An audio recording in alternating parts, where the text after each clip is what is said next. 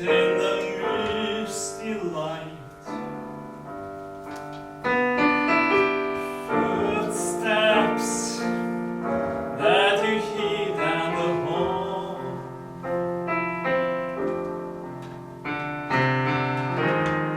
The laugh that floats on the summer night, that you can never quite recall. And you see Laura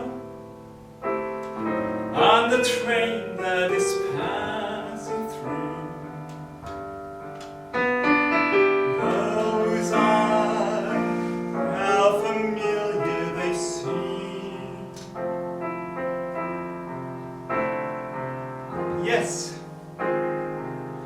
I have tricks in my pocket. I have things up my sleeve. But I'm the opposite of a stage magician. He gives you illusion that has the appearance of truth.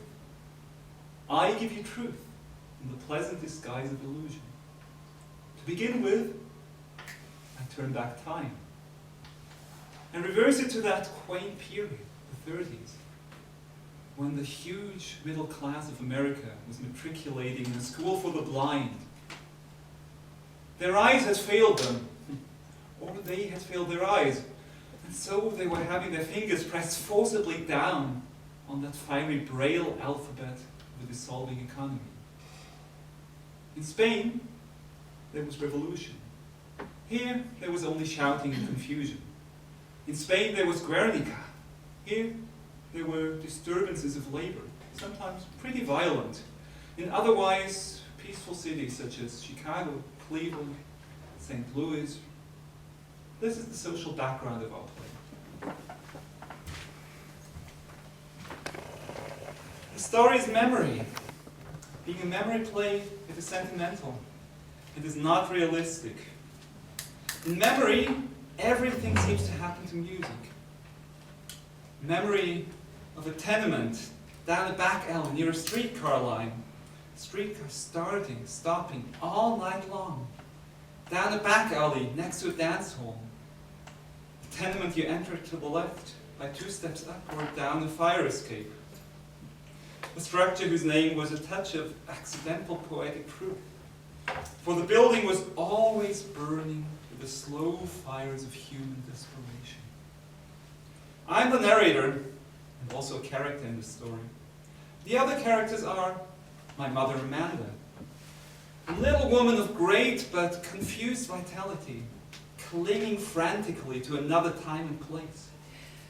Sometimes there just weren't enough chairs to accommodate all the gentlemen callers who came to see me on Sunday afternoon. I declare, we often had to send a servant to get folding chairs from over at the parish house. And my sister Laura, crippled slightly, limping from a childhood illness, and separated from life until she was like a piece of her own little glass collection, too exquisitely fragile to move from the shelf. Why, I don't sit around doing nothing. My glass collection takes up a good deal of time. Glass is something you have to take good care of. Later in the story, a gentleman caller appears. He is the most realistic character, being an emissary from a world of reality that we were somehow set apart from. There's a 5th character in the play who doesn't appear, except in this larger-than-life-size photograph over the mantel. This is our father, who left us a long time ago. He was a telephone man who fell in love with long distance.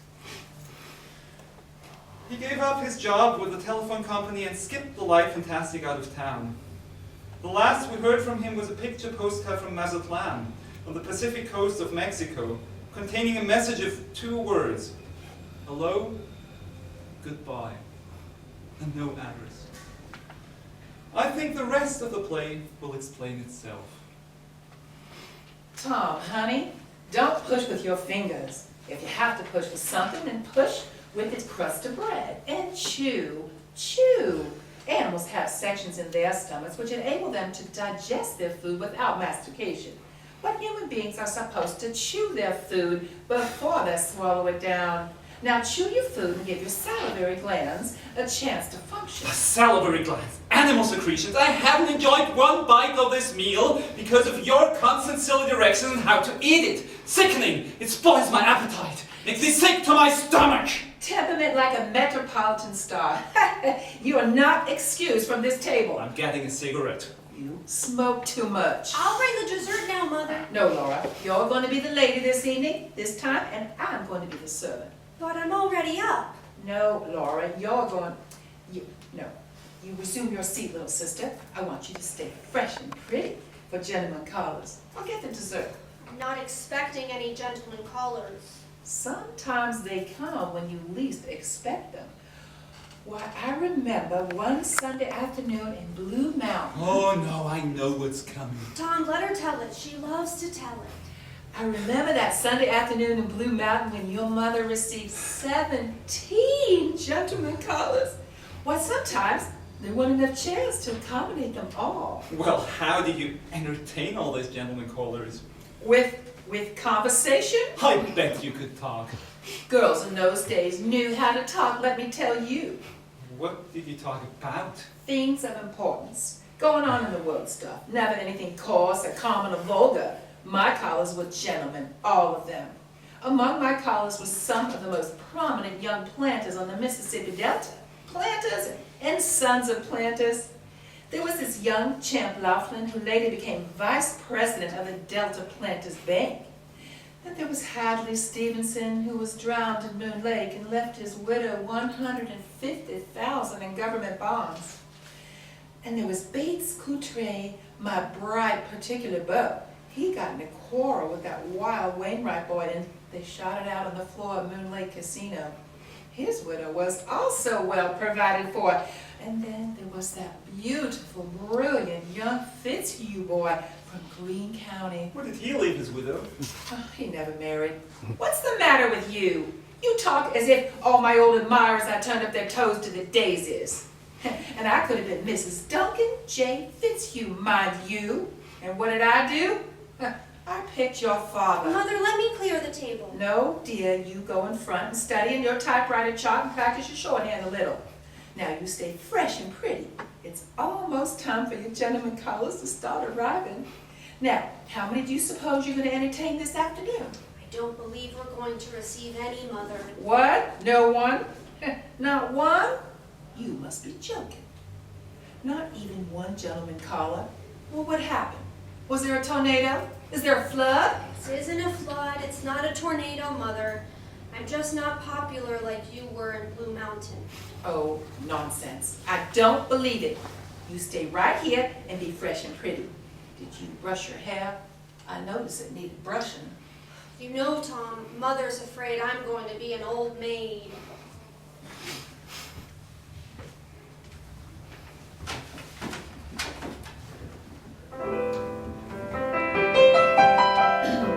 Mother was afraid. And her way of coping with the possibility that Laura should be an old maid was to enroll her in a business college. One day, after a visit to the school to check on her daughter's progress, she came home to confront Laura. Laura Wingfield, where have you been going when you've gone out pretending to go to secretarial school? Mother, Don't lie to me. I stopped by the school today to see how you were doing, and what did they tell me? That you haven't been attending for weeks. And that your hand shook so that you couldn't hit the right keys on the typewriter, and you were sick to your stomach the first time they gave you a speed test. Now, after that, you never showed up again. Please, Mother. Where have you been going? I've just been going out walking. Walking? From 7:30 until after 5 every day? You mean to tell me you've been out going walking because you wanted me to think that you were still going to secretarial school? It wasn't as bad as it sounds.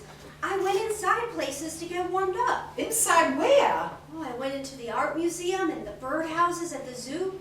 I visited the penguins every day. Sometimes I went without lunch and went to the movies. You did all this to deceive me, just for deception? Why? Why? I couldn't face it. Mother, when you get disappointed, you get that awful suffering look on your face, like the picture of Jesus' mother in the museum. Hush!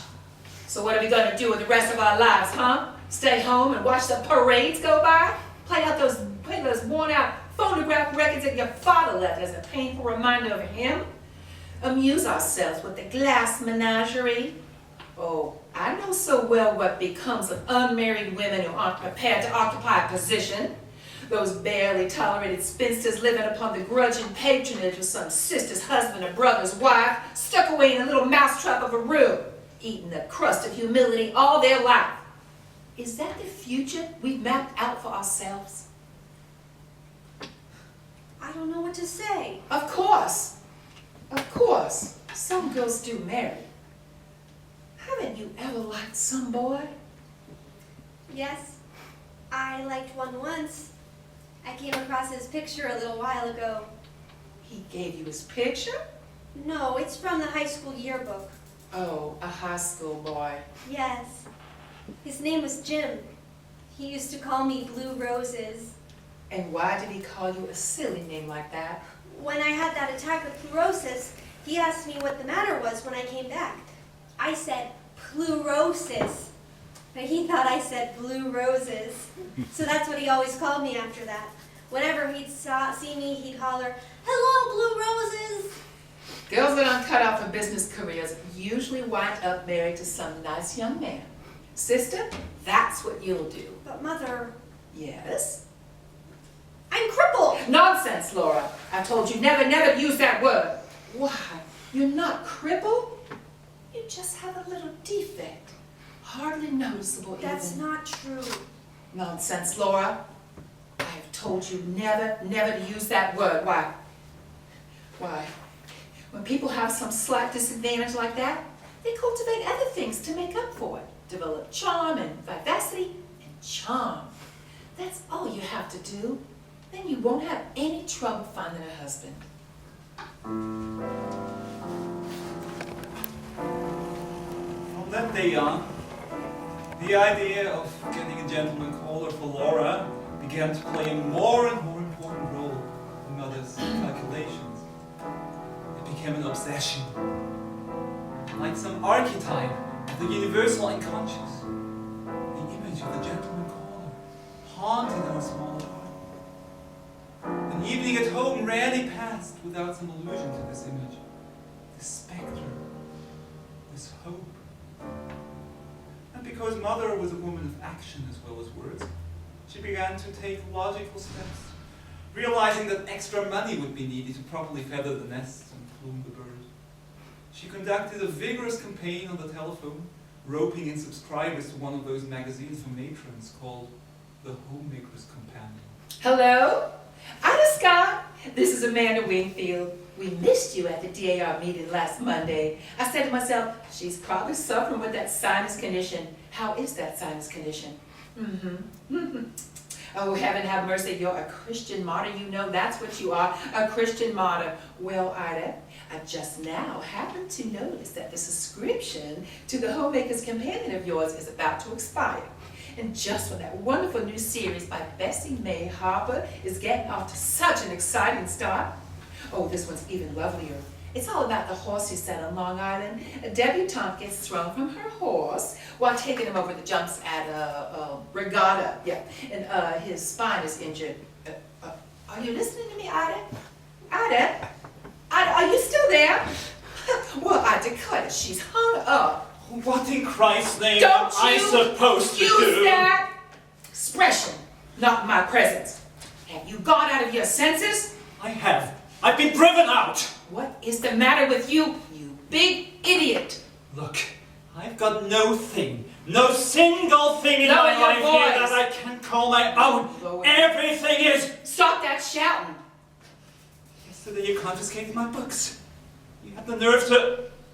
Where did you put it? I took that horrible novel back to the library. That hideous book by the insane Mr. D.H. Lawrence. You didn't. Cannot control the output of diseased minds or people who cater to them. But I won't allow such filth brought into my house. No. House? Your house? Who pays rent on it? Who makes a slave of himself to? Don't you dare to! No, I mustn't say things. I've got just to. Let me tell you! I don't want to hear anymore. You will hear more, you! No, I won't hear more. I'm going out. Come right back in! Out. Come back in here, Tom Wingfield! I'm not through talking to you! Tom! You're going to listen to me, and no more insolence from you. I'm at the end of my patience! Well, what do you suppose I'm at the end of? I know, it seems unimportant to you. What I'm doing, what I want to do. I think you've been doing things that you've been ashamed of. That's why you act like this. I don't believe that you go to the movies every night. Nobody goes to the movies night after night. Nobody in their right mind goes to the movies as often as you pretend to. And people don't go to the movies at nearly midnight, and movies don't let out at 2 a.m. Coming and stumbling, muttering to yourself like a maniac, you're in no condition to work in the morning. You're right. I'm in no condition. What right do you have to jeopardize your job? Jeopardize the security of all of us? How do you think we'd manage if you were... You only think of yourself? Mother, listen! Think I'm crazy about the warehouse? You think that I enjoy going down there to the Continental Shoemakers? You think I want to spend 55 years down there in that Celtics interior with fluorescent tubes? I'd rather somebody picked up a crowbar and battered my brains out than go back there every morning. Every time you come into my room yelling that goddamn rise and shine, I say to myself, how lucky dead people are.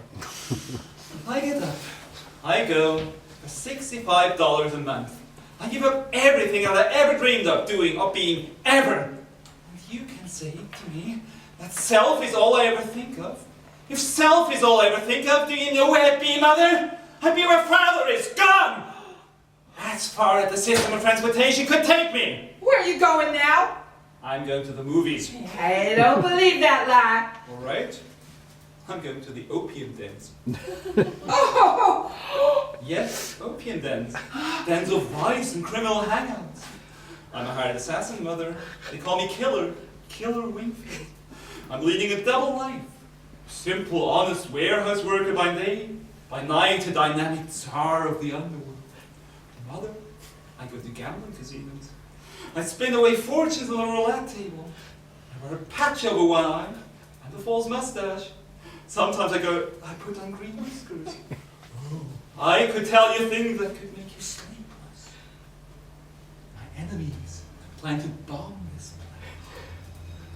They're going to blow us all sky high some night. And you'll go up on a broomstick high over Blow Mountain with 17 gentlemen callers, you ugly, babbling old witch. Come back here, Lieutenant Tom Winfield. I'll never speak to you again until you apologize.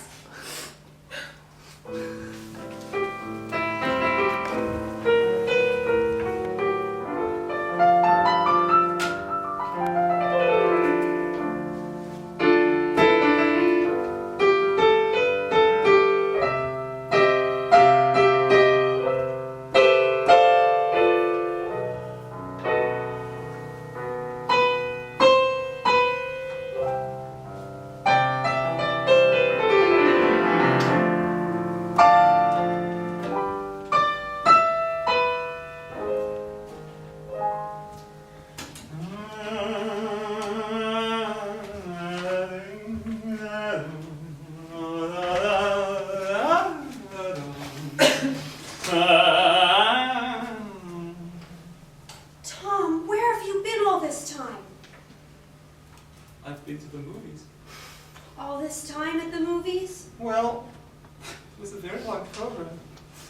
There was a Greta Garbo picture, and the Mickey Mouse cartoon, and the traveler, and the newsreel, and the preview of coming attractions. And there was an organ solo and a collection from Milkford simultaneously, which ended up in a terrible fight between a fat lady and an usher. Did you have to stay through everything? Of course. And oh, I forgot, there was a big stage show! Shh! What are you shushing me for? You'll wake up Mother. Good. That will pay her back for all those rise and shine! Shh, please, don't yell. You know, the headline of that stage show was that guy, Malvolio the magician. He had a trick with a pitcher, and he poured water from the pitcher into a glass, And you know what he turned into? Whiskey! And you know how I know? It turned out to be whiskey. He needed someone to come up from the audience to help him. And I came up. Both shows.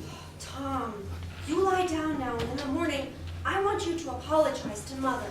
Laura, there was another trick. A coffin trick. That was the wonderfulest trick of all. Volya got into the coffin, and we nailed it shut. And he got out of the coffin without removing a nail. He didn't remove a single nail. There is a trick that would come in handy for me to get me out of this 2x4 situation.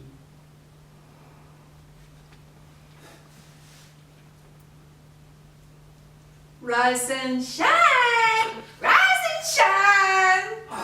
I rise, but I won't shine. Laura, tell your brother his coffee's ready. Tom, it's nearly 7. Don't make Mother nervous. Make up with her. Speak to her. Well, she won't speak to me. It's her that started the not talking. If you say you're sorry, she'll start speaking again. We're not speaking. Is that such a tragedy? Please, please. Mother! I'll apologize, Mother. I'm sorry for what I said, for everything that I said. I didn't mean it. My devotion has made me a witch, so I make myself hateful to my children. No, you don't. I worry so much. I don't sleep. It makes me nervous. I understand that. I've had to put up a solitary battle all these years, but you're my right-hand bower. Don't fall down. Don't fail. Well, I try, Mother. Try and you will succeed, Tom. Why, you're just so full of natural endowments. Happy and feel that I have so much to be thankful for. But promise me one thing, son. What, Mother? Promise me, son, you won't be a drunkard. Mother, I never will be a drunkard. Now, eat your shredded wheat. Just coffee. Put cream in it. No, thank you. To cool it. I like it hot and I want it black. Oh, there's no nourishment in black coffee, and drinking too much hot liquids makes cancer of the stomach. Tom, I want to discuss something with you. Oh, well, what do you want to discuss? Laura. Laura? She has an idea that you're not happy here. What gave her that idea? Well, you know, you do act strangely, and I'm not criticizing that, understand that, but Tom, why are you so restless always, and where do you go nights? Mother, I go to the movies. Why do you go to the movies so much, Tom? I go to the movies because I like adventure. But Tom, you go to the movies entirely too much. I like a lot of adventure. Most young men find adventure in their careers. Well, then most young men are not employed in a warehouse. Man is by instinct a lover, a hunter, a fighter. And none of those instincts are given much play in the warehouse. Instinct. Don't you quote instinct to me. Instinct is something that people have got away from. It belongs to animals. Christian adults don't want it. What do Christian adults want then, Mother? Superior things. Things of the mind and of the spirit. Only animals have to satisfy instincts. Surely your aims are much higher than theirs, than monkeys and than pigs. I swear more and more you remind me of your father. He was out all hours without any explanation. Then he left. Goodbye. Left me holding the bag. I saw that letter that you had from the merchant marine, and I know what you're dreaming of. I'm not standing here blindfolded. Very well then, do it. But not until there's somebody to take your place. What do you mean? I mean that as soon as your sister Laura has got somebody to take care of her, married, a home of her own, and independent, then you'll be free to go wherever you please, whichever way the wind blows. That's all right with me, but until that time, you better look out for your sister. I don't say me because I'm old and I don't matter. I say your sister because she's young and dependent. Look, Mother, I'm going to be late. I've got to go.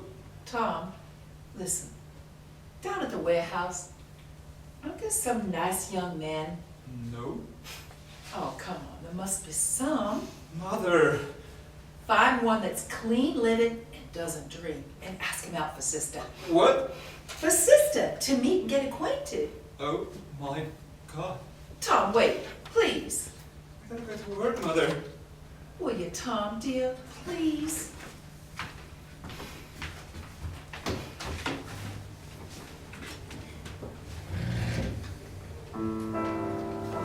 Across the alley from us was the Paradise Dance Hall. On evenings in spring, windows and doors were open, and the music came outdoors. Sometimes the lights were turned out, except for a large glass sphere that hung from the ceiling. It would turn slowly about and fill to the dusk with delicate rainbow colors. Then the orchestra played a waltz or a tango, something that had a slow and sensuous rhythm. Couples would come outside to the relative privacy of the alley. You could see them kissing behind ash poles and telegraph poles. This was the compensation for lives that passed like mine, without any change or adventure. Adventure and change were imminent in this year. They were waiting around the corner for all these kids. But here, there was only hot swing music and liquor, dance halls, bars and movies, and sex that hung in the gloom like a chandelier and flooded the world with brief, deceptive rainbows.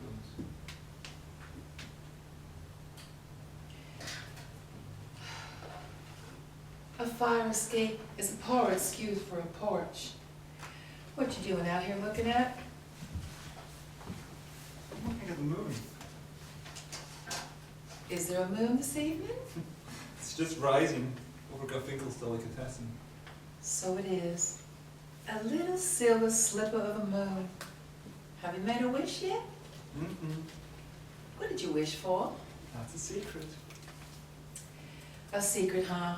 Well, I won't tell you mine either. I bet I can guess what yours is. I'll be mysterious. Is my head so transparent? You're not a sphinx. No, I don't have secrets. I'll tell you what I wish for on the moon. Success and happiness for my precious children. I wish for that whenever there's a moon, and when there isn't a moon, I wish for that too. I thought perhaps you wished for a gentleman caller. Why do you say that? Don't you remember asking me to fetch one? I think I made that suggestion more than once. Yes, you have made it repeatedly. Well? Well, we're going to have one. What? We are going to have a gentleman caller. You mean you asked some nice young man to come over? Yep, I've asked him to dinner. Soon? Pretty soon. How soon? Well, he's coming tomorrow. Tomorrow? But Tom! Yes? Tomorrow's too soon. It doesn't give me much Time time. for what? Preparations. Why didn't you phone me at once as soon as you asked him, the minute he accepted? Then, don't you see? I could have been getting ready. You don't have to make a fuss. Tom, of course I do have to make a fuss. I want things nice, not sloppy, not thrown together. We can't have a gentleman caller in a pigsty. All my wedding silver has to be polished. The monogram table linen ought to be laundered. The windows have to be washed and fresh curtains put up. And how about clothes? We have to wear something, don't we? Mother, this boy is no one to make a fuss over. Do you realize he's the first young man that we've introduced to your sister? If you're going to make such a fuss, I'll call it off. I'll tell him not to come. You certainly won't do anything of the kind. Nothing offends people more than broken engagements. Now, it simply means I'll have to work harder. We won't be the brilliant, but we'll pass inspection. Thank heavens I've got that new sofa. Of course I'd hope to have the walls repapered. What is this young man's name? His name is O'Connor. Irish. That of course means fish. Tomorrow's Friday. Tommy, he doesn't drink, does he? Now, why do you ask me that? Because your father did. Don't get started on that. Aha, he does drink then. Not that I know of. Make sure, be certain. The last thing I want for my daughter is a boy who drinks. Aren't you being a little premature? Mr. O'Connor has not yet appeared on the scene. But he will tomorrow to meet your sister. And what do I know about his character? Nothing. Old maids are better off than wives of drunkards. Mother! Be still. Lots of fellows meet girls whom they don't marry. Will you talk sensibly? And stop being sarcastic. Now, what is this young man's salary? I would judge the salary to be about $85 a month. $85 a month? Well, for a family man, $85 is not much more than you can just get by on. Except he's not a family man. Well, he might be sometime in the future. I see plans and provisions. You are the only man that I know who ignores the fact that the future becomes the present. And the present the past, and the past turns into everlasting regret if you don't plan for it. Now, tell me more about this, what did you call him? James D. O'Connor. The D's for the lady. So Irish on both sides and doesn't drink? Shall I call him up and ask him right this minute? No! I just hope Mr. O'Connor is not too good looking. No, he is not too good looking. He's covered with freckles and he hasn't got much of a nose. He's not downright ugly, is he? Not downright ugly, just medium ugly, I'd say. Character is what to look for in a man. At least, I hope that he's the type that's up and coming. I think he really goes in for self-improvement. What reason do you have to think so? He goes to night school, Splendid. What does he study? radio engineering and public speaking. Oh, then he has visions of being advanced in the world. Mother, one little warning. He doesn't know about Laura. I didn't let on that we had dark ulterior motives. I just said, why don't you come and have dinner with us? He said, okay. That was the whole conversation. I bet it was. You're about as eloquent as an oyster. When he sees how lovely and sweet and pretty Laura is, he'll thank his lucky stars that he was asked for dinner. You mustn't expect too much of Laura. What do you mean? Well, she does seem all those things to you and me because she's ours and we love her.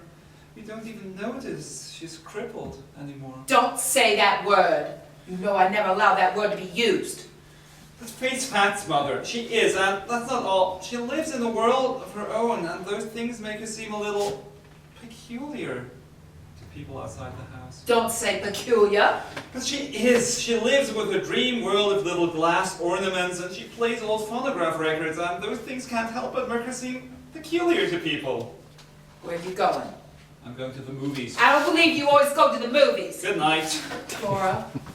Laura! Yes, Mother? You let those dishes go. Come here. Well, what do you want, Mother? Laura. I want you to come here and make a wish on the moon. Moon? Moon? A little silver slipper of a moon. And look over your left shoulder, Laura, and make a wish. Make a wish, darling. Wish. What shall I wish for, Mother? Happiness. Good fortune. Maybe just a little bit of good fortune.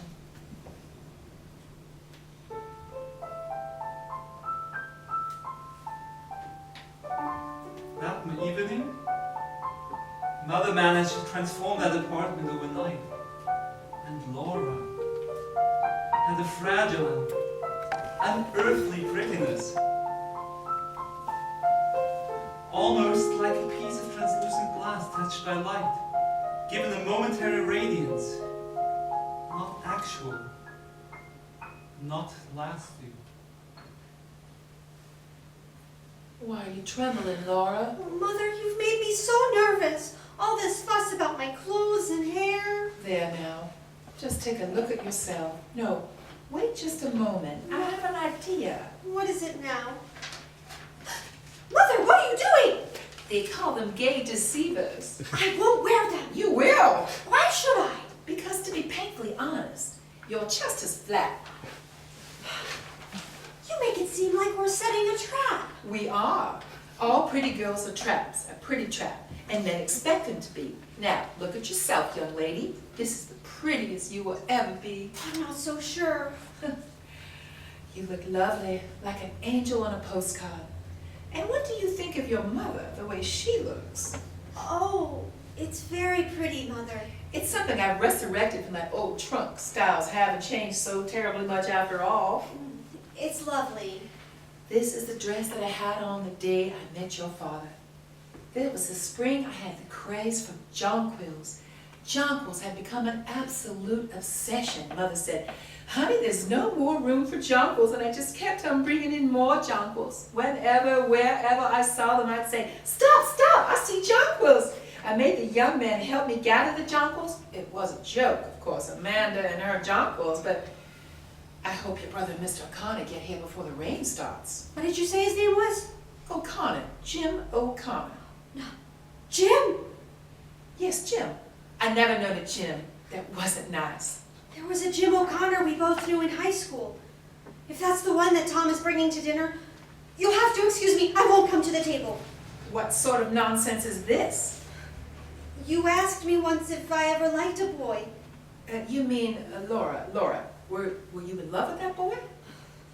All I know, Mother, I couldn't sit at the table if it was him. Well, it won't be him.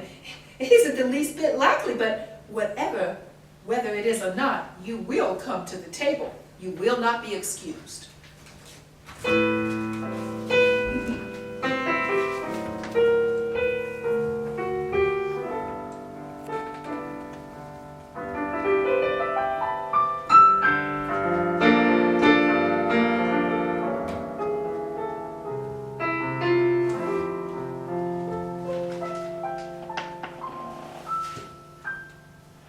So I brought Jim home to dinner.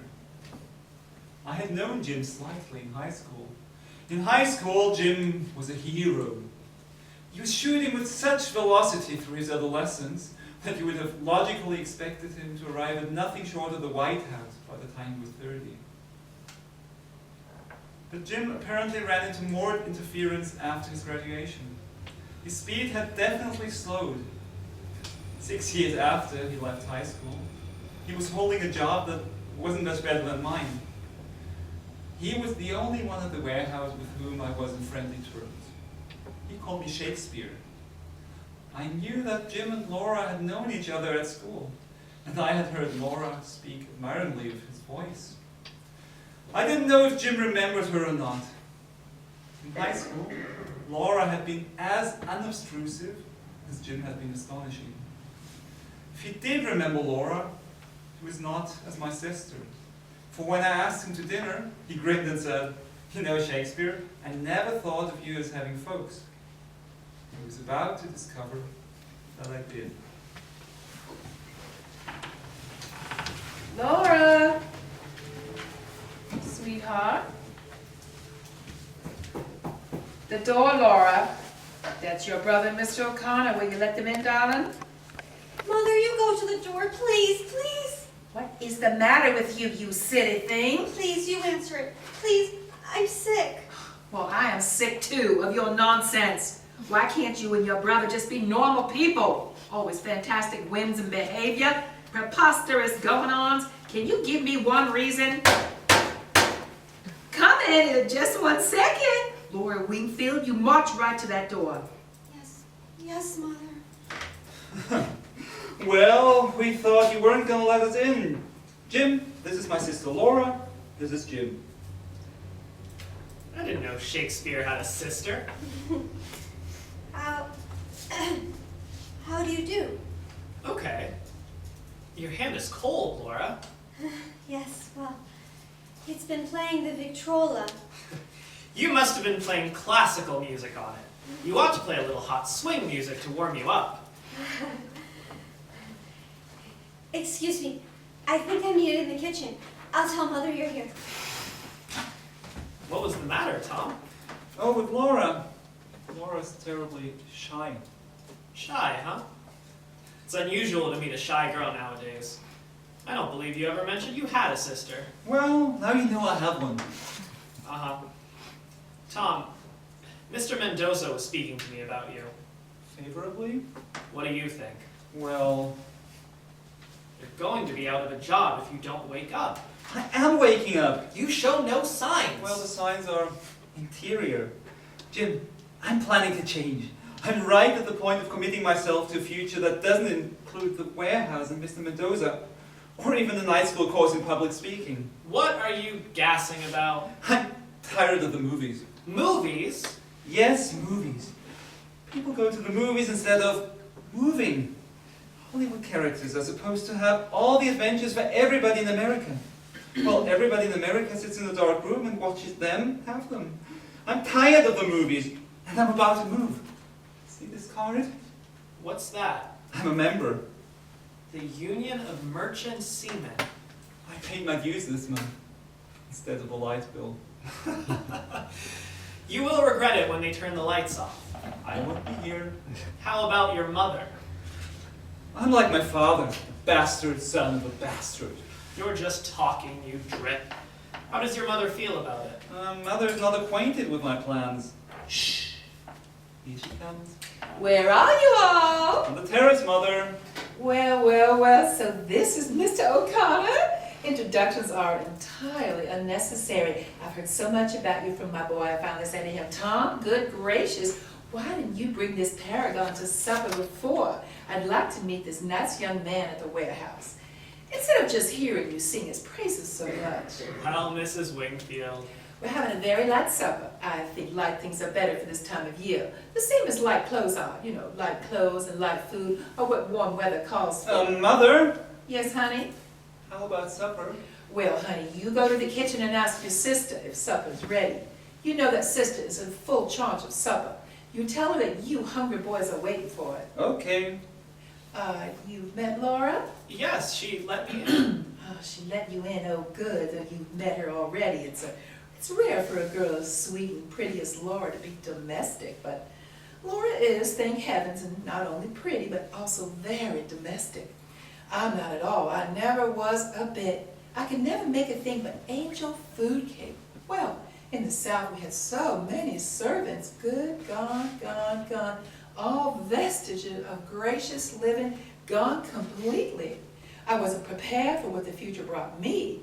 All of my gentlemen callers were planters or sons of planters, and so of course I assumed that I would be married to one and raise my family on a large piece of land. It looks to me like supper's on the table. Let me look. Oh, lovely. But where's sister? Laura's not feeling well. She says that she thinks she'd better not come to the table. What? Nonsense. Oh, Laura. Laura? Yes, Mother? Laura, you really must come to the table. We won't be seated until you come. Mr. O'Connor, you sit over there, and Laura Wingfield, you're keeping us waiting, honey. We can't say grace until you come to the table. Oh, here she comes. Laura, the table looks lovely. You really outdone yourself. May I help you with your chair, Laura? Yes. Laura, you really are sick. Tom, help your sister into the living room. Sit in the living room, Laura, and rest on the sofa. Oh, it's a shame, Mr. O'Connor. I'm afraid that standing over that hot stove all day made her ill. I told her that it was just too warm this evening, but she didn't want you to be disappointed, so I'm sure she'll be feeling much better after supper. If Laura is comfortable, I think that we may be seated and have grace. Tom, honey, would you say grace? Oh,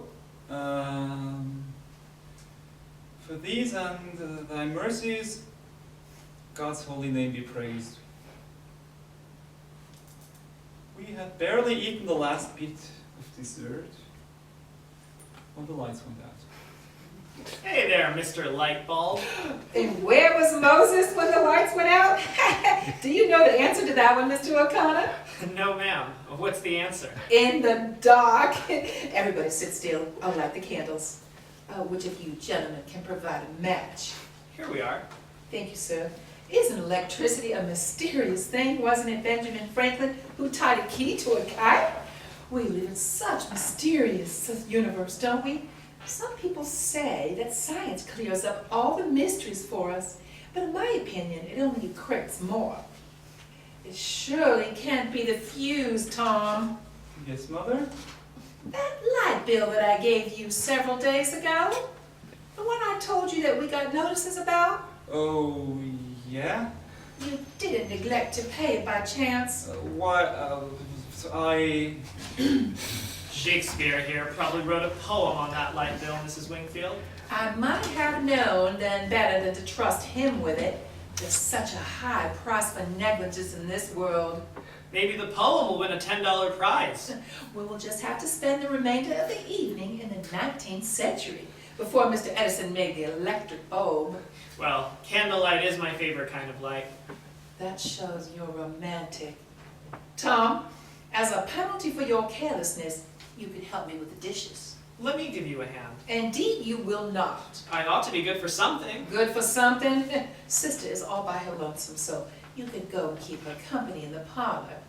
I'll give you this lovely candelabra, an old one, and you could go about coaxing Sister to drink a little wine. I think it would be good for her. Can you carry everything at once? Sure. I'm Superman. I think you are. I think you really are.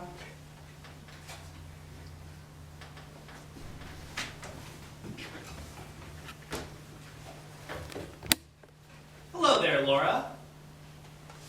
Hello. How are you feeling now? Better? Yes. Yes, thank you. I brought you a little light and some dandelion wine. Why, thank you. Oh, anywhere. How about here on the floor? Any objections? I like to sit on the floor. Mind if I do? Oh, no. How about you? Don't you like to sit on the floor? Oh, yes, Why don't you then? I will. Let's get some pillows. Comfortable? Yes. So am I. Comfortable as a cow. Will you have some gum? No, thank you. I think I shall indulge, with your permission. Think of the fortune made by the guy that invented the first piece of chewing gum. Amazing, huh? Yes. Your brother tells me you're shy. Is that right, Laura? I don't know. I judge you to be an old-fashioned type of girl. Well, I think that's a pretty good type to be. I hope you don't think I made it personal, do you? I believe I will take a piece of gum, if you don't mind. Mr. O'Connor, have you been keeping up with your singing? Singing? Me? Yes. I remember what a beautiful singing voice you had. You've heard me sing? Oh, yes. Very often. I suppose you don't remember me at all? You know, I have an idea I've seen you before. I had that idea as soon as I opened the door. It seemed almost like I was about to remember your name, but the name that I started to call you wasn't a name, so I stopped myself before I said it. Was it Blue Roses? Blue Rose? My gosh, yes! Blue Roses! That's what I had on my tongue when you opened the door. Isn't it funny what tricks your memory plays? I didn't connect you with high school, somehow or other, but that's where it was. It was high school. I didn't even know you were Shakespeare's sister. Gosh, I'm sorry. I didn't expect you to. You barely knew me. But we did have a speaking acquaintance, huh? Yes, we spoke to each other. When did you recognize me? Oh, right away. As soon as I came in the door? When I heard your name, I thought it was probably you. I knew that Tom used to know you a little in high school. So when you came to the door, well, then I was sure. Why didn't you say something then? I didn't know what to say. I was too surprised. For goodness sake. You know, this sure is funny. Yes. Yes, it is, though. Didn't we have a class in something together? Yes, we did. What class was that? It was singing. Chorus. Aw. I sat across from you in the auditorium. Aw. Mondays, Wednesdays, and Fridays. Now I remember. You always came in late. Yes, it was so hard for me getting upstairs. I had that brace on my leg, clumped so loud. I never heard any clumping. To me, it sounded like thunder. Well, I never even noticed. And everybody was seated before I came in. I had to walk in front of all those people. My seat was in the back row. I had to go clumping all the way up the aisle with everybody watching. You shouldn't have been self-conscious. I know, but I was. It was always such a relief when the singing started. Yes. I've replaced you now. I used to call you Blue Roses. How was it I got started calling you that? I was out of school a little while with pleurosis. When I came back, you asked me what was the matter. I said I had pleurosis. You thought I said blue roses. That's what you always called me after that. I hope you didn't mind. Oh, no. I liked it. You see, I wasn't acquainted with many people. As I remember, you sort of stuck by yourself. I never had much luck at making friends. I don't see why you wouldn't. Well, I started out badly. You mean being... Yes, it sort of stood between me. You shouldn't have let I it. know, but it did, and You were shy with people. I know, I tried not to be, but I never could. Overcome it? No, I couldn't. I guess being shy is something you have to work out of kind of gradually. Yes, I guess it did. Takes time? Yes. People are not so dreadful when you know them. That's what you have to remember. And everybody has problems, not just you, but practically everybody has got some problems. You think of yourself as having the only problems, as being the only one who's disappointed. But just look around you, and you'll see lots of people as disappointed as you are. For instance, I hoped when I was going in high school that I would be further along at this time, 6 years later, than I am now. You remember that wonderful write-up I had in the paper? Oh, yes. It said I was bound to succeed in anything I went into. Holy jeez, you still have the clipping? And I also still have the program of the Pirates of Penzance. I sang the baritone lead in that operetta. So beautifully. Ah. Yes, beautifully, beautifully. You heard me? All 3 times. No. Yes, All 3 performances? yes. Why? I wanted to ask you for your autograph. Why didn't you ask me? You were always surrounded by your own friends so much I never had the chance to. You should have just Well, I thought you might think I would. thought I might think you were what? Oh, I was beleaguered by females in those days. you were terribly popular. Yeah, You had such a friendly way. I was spoiled in high school.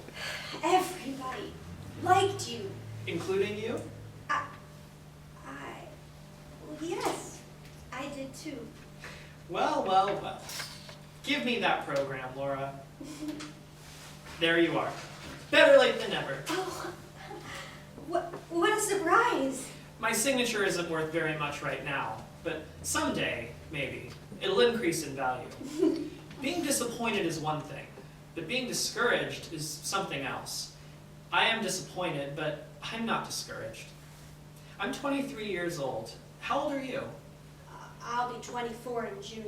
That's not old age. No, but You finished high school? I didn't go back. You mean you dropped out? I made bad grades in my final examinations. How is Emily Meisenbach getting along? That krauthead. Well, why do you call her that? That's what she was. You're not still going with her? I never see her. It said in the personal section you were engaged. I know, but I wasn't impressed by that propaganda. Was it the truth? Only in Emily's optimistic opinion. Oh, What have you done since high school? I said, what have you done since high school, Laura?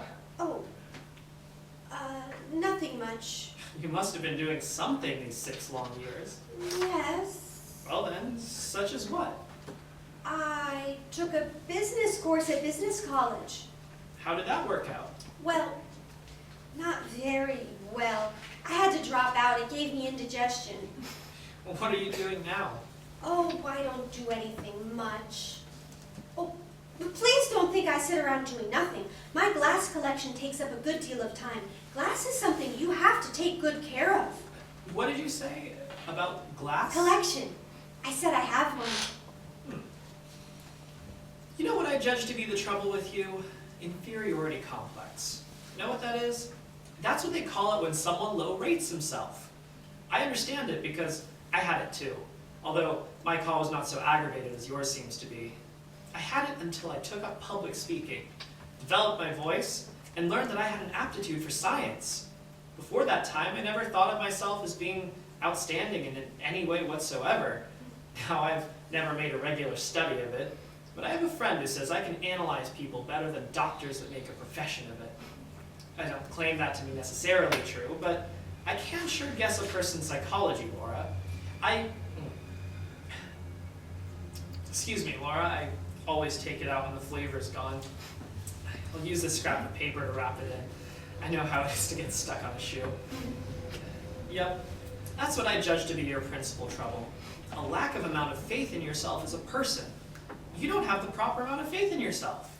I'm basing that fact on a number of your remarks, and also on certain observations I've made. For instance, that clumping you thought was so awful in high school. You say that you even dreaded to walk into class. You see what you did? You dropped out of school. You gave up an education because of a clump, which, as far as I know, was practically non-existent. A little physical defect is what you have. Hardly noticeable even. Magnified thousands of times by imagination. You know what my strong advice to you is? Think of yourself as superior in some way. In what way would I think? Why, man alive, Laura, just look about you a little. What do you see? A world full of common people. All of them born, and all of them going to die. Which of them has 1/10 of your good points? Or mine, or anyone else's as far as that goes. Gosh, everybody excels in some one thing, some in many. All you got to do is discover in what. Take me, for instance. My interest happens to lie in electrodynamics. I'm taking a course in radio engineering at night school, Laura, on top of a fairly responsible job at the warehouse. I'm taking that course and studying public speaking. Ooh. Because I believe in the future of television. I wish to be ready to go up right along with it. Therefore, I'm planning to get in on the ground floor. In fact, I've already made the right connections, and all that remains is for the industry itself to get underway. Full steam. Knowledge, zip. Money, zip. Power. That's the cycle democracy is built on. I guess you think I think a lot of myself. No.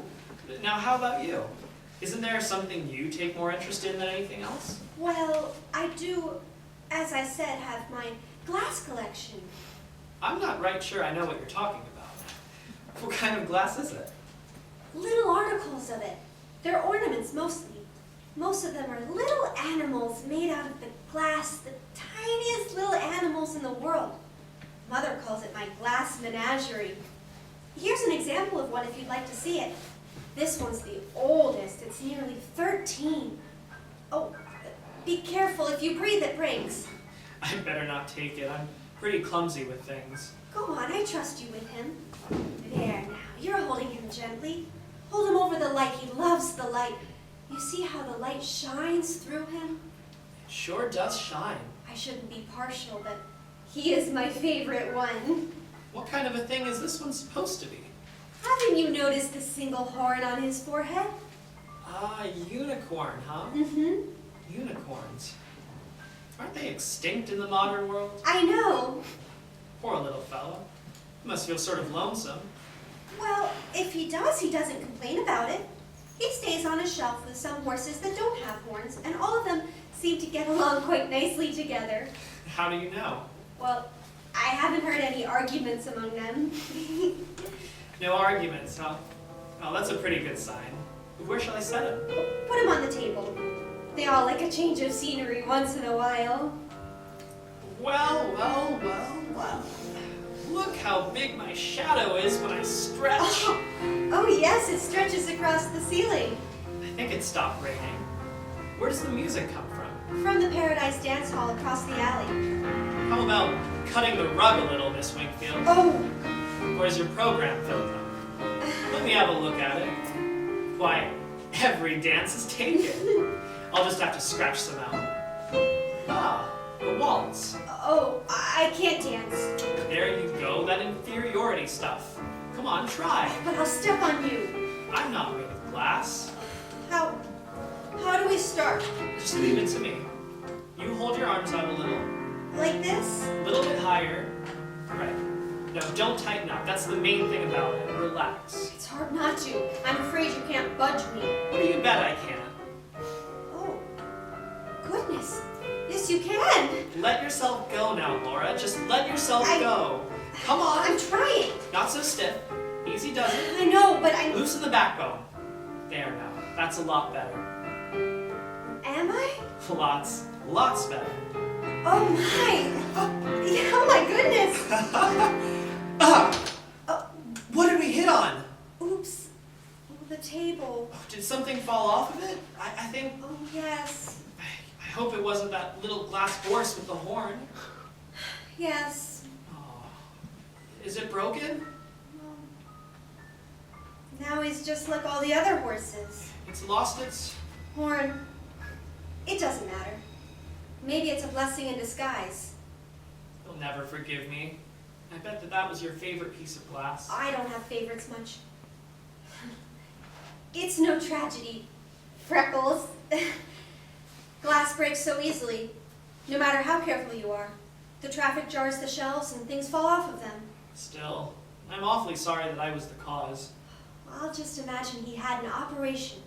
The horn was removed to make him feel less freakish.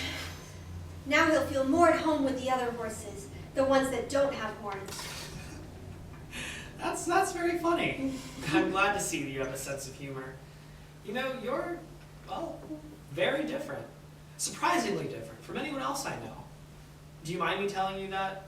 I mean it in a nice way. You make me feel sort of, I don't know how to put it. I'm usually pretty good at expressing things, but this is something that I don't know how to say. Has anyone ever told you that you were pretty? Well, you are. In a very different way from anyone else. And all the nicer because of the difference, too. I wish that you were my sister. I'd teach you to have some confidence in yourself. The different people are not like other people, but being different is nothing to be ashamed of. Because other people are not such wonderful people. They're 100 times 1,000. You're 1 times 1. They walk all over the earth. You just stay here.